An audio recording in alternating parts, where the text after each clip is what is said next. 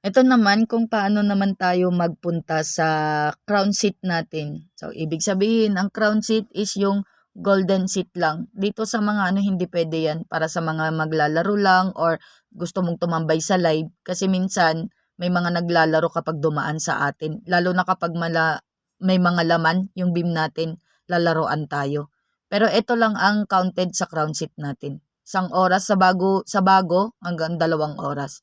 Depende kasi yung binibigay ni Popon na tasking. Ngayon, pag pupuntahan na sa account mo, puntahan mo ako. Tapos dito, makikita mo, naka-party live. Yan, di ba nakapunta na ako sa live ko. Pagpunta mo dito, pindot ka na dito. Yan.